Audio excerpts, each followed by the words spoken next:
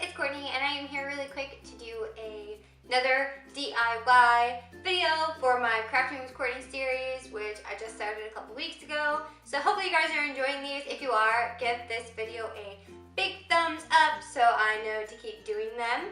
And yes, I am 100% in my work clothes right now because I'm filming this as I'm running out the door to go to work. But I wanted to show you guys what I've been doing because it's kind of nifty and I thought potentially y'all would like it.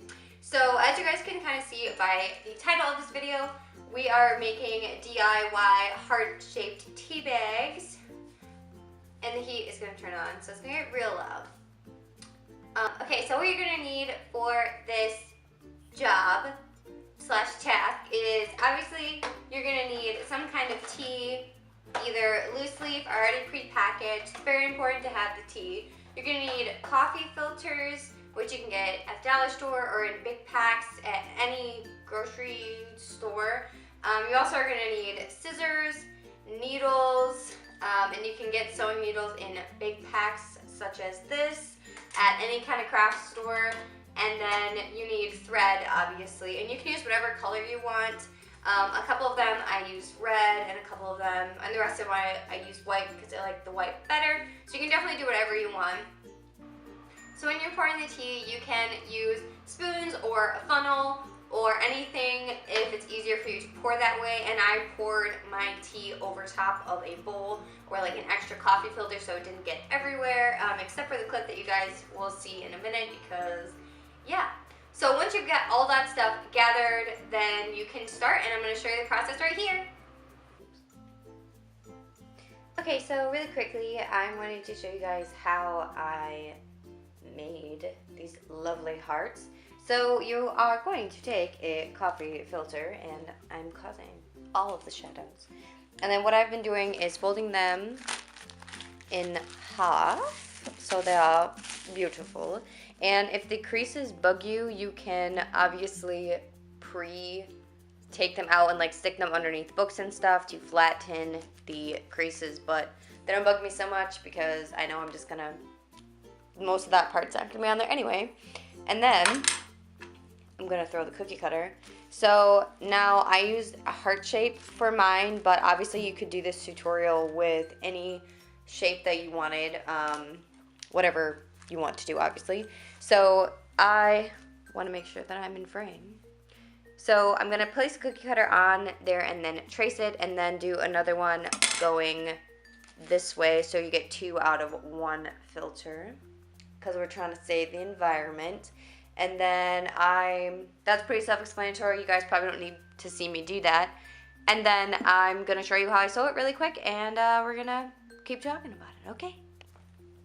Okay, so once you cut out your heart, when you open it up, one side is going to already be stuck together. So like when you would make heart cards in like kindergarten and elementary school, that's what it's going to look like. And then it's a little bit easier to sew. It gives you a solid base. So that has worked the best. And now we are going to get into the sewing. Here we go. Alright, so while you are sewing these, you do need to be careful. I'm going to attempt to show you this really quickly.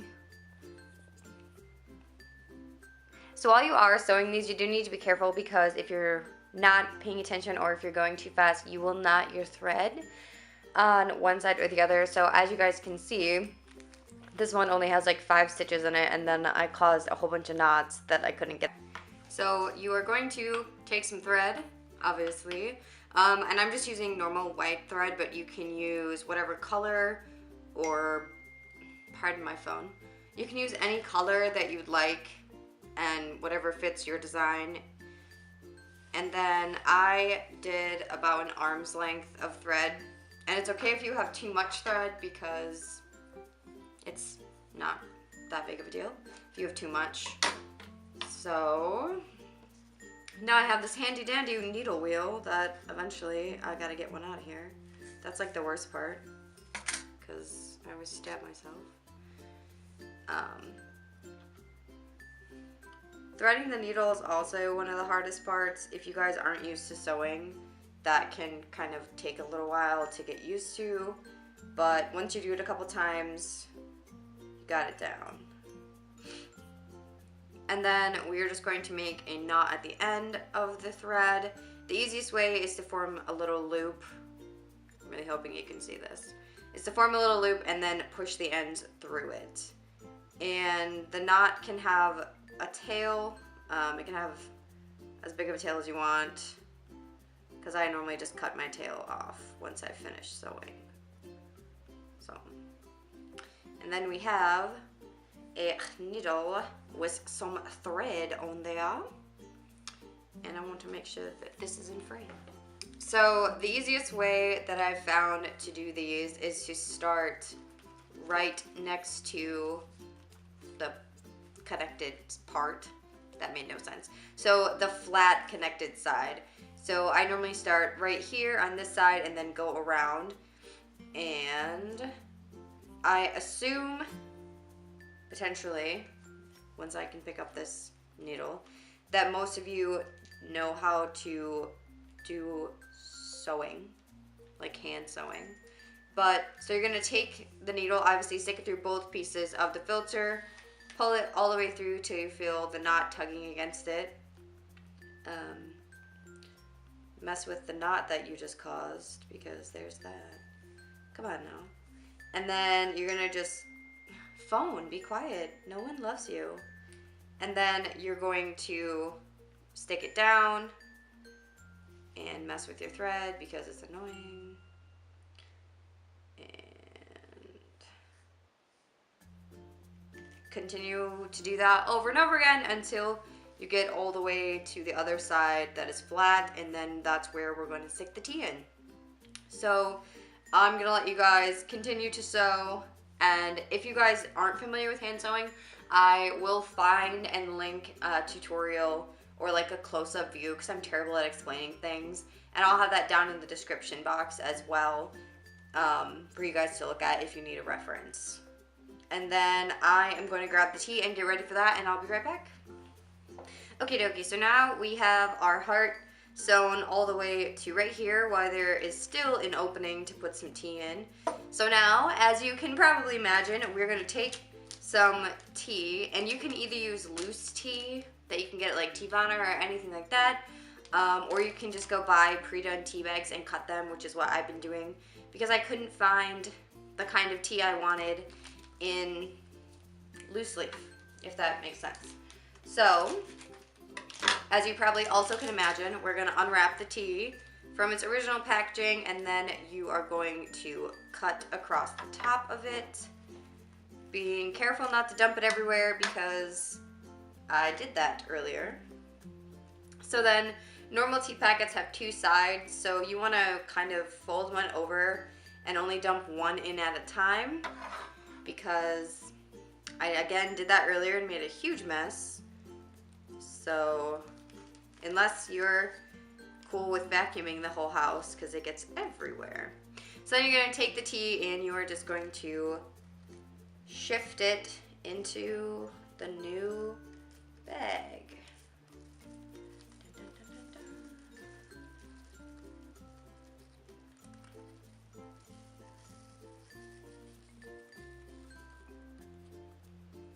So that's how full it is with one side. Whoops, I guess I should put it down here. So with one side, it is about halfway full.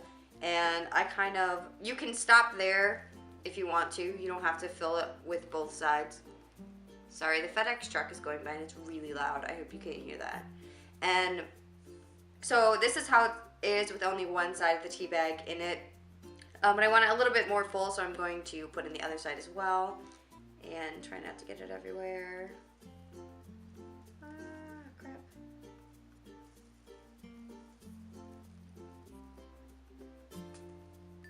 Wait. So now our tea bag has tea in it and also all over the counter, which I'm going to clean up really quickly before I sew this shut. So don't go anywhere. Okay. So now we are going to finish sewing off our tea bag, So the easiest way is to just keep sewing the way you were before. And once we get to the end, to tie a little knot, if I can manage to finish this without incident.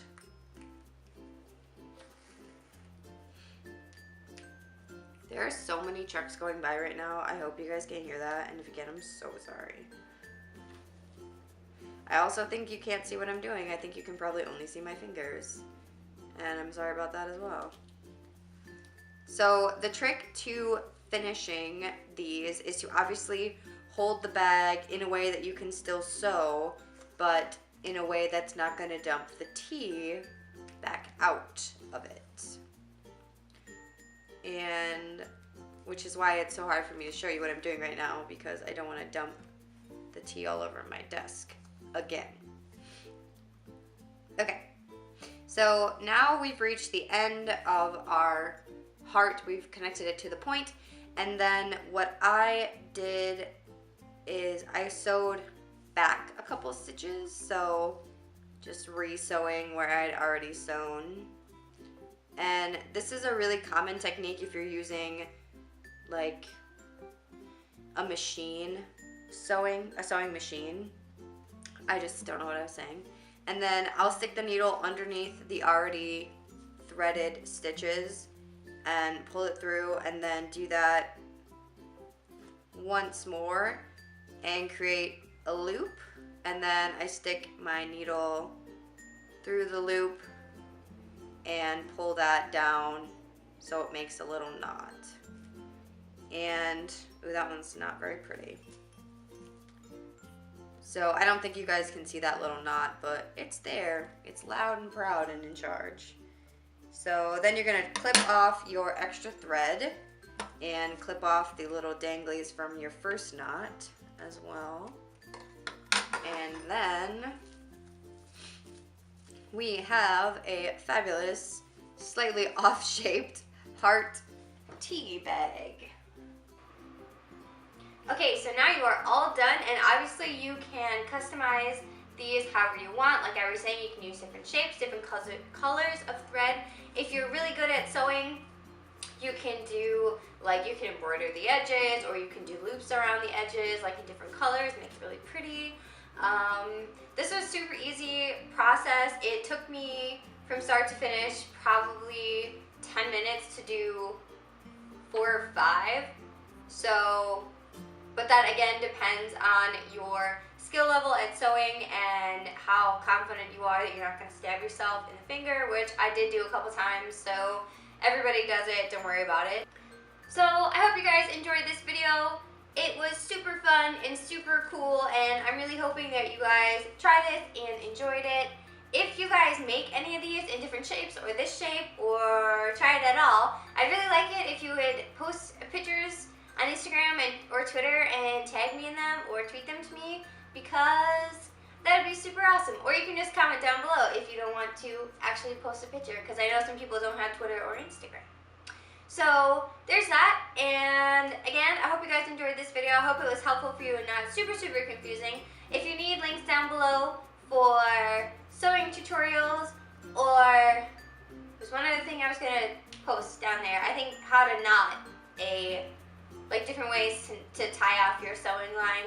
Those will be down in the description bar, and feel free to comment and let me know if there's any way I could have made this tutorial easier for you to follow, or if you have ideas for other things you'd like to see me do. I would love to make those videos for you. So I hope you guys are having a great day, week, weekend, whenever you're watching, and if you want to, for the next video, you can say hi again on any social media. That's all linked down below. And you can subscribe to my channel if you're not already, and get notified when I make new videos. And yeah, so I will see you all in the next one. Again, I'm going to keep saying it. Thanks for watching. Bye, guys.